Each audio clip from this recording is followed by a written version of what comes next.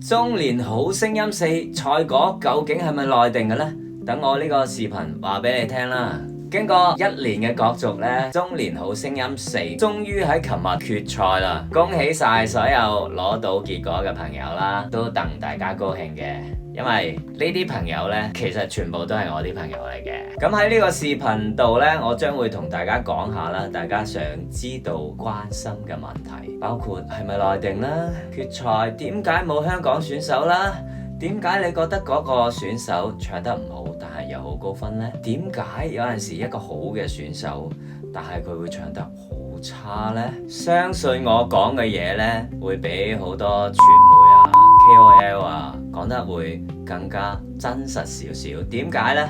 咁我係由舊年嘅9月份啦，至到今年嘅3月份，係同中4一齊拍攝嘅，冇錯啦，30強嘅。好啦，第一個問題，首先同大家講下，點解有陣時一個好嘅選手又會唱得好差呢？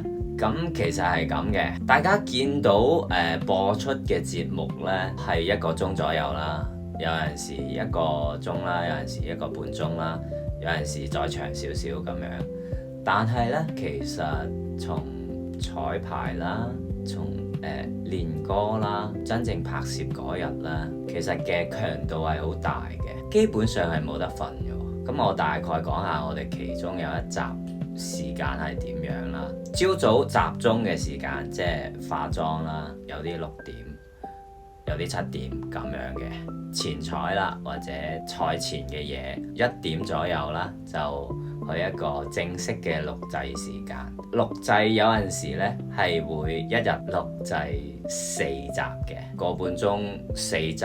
咁其實剪出嚟嘅素材已經係6個鐘啦。咁拍要幾耐呢？中午1點到凌晨5點左右。而啲選手呢，係即係基本上中間都係冇得休息嘅。嗰張凳呢，佢係冇靠背嘅，可能中午坐到半夜咁，佢可能連企嘅力都未必有，莫講話唱好一首歌啦。同埋就係一個心理嘅問題。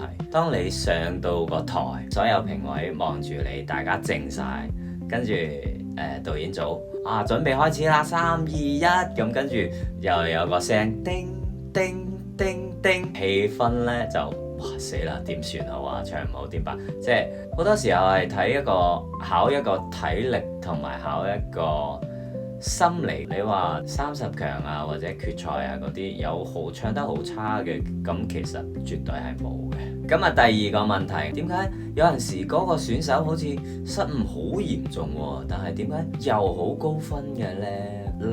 現場喇叭出嚟有現場嘅聲場呢，咁你係未必嗰個選手嘅失誤呢，即係評委喺現場嗰種氣氛係會覺得嗰個係有少少失誤，但係呢個失誤唔影響，即係佢喺首歌嗰個氣氛。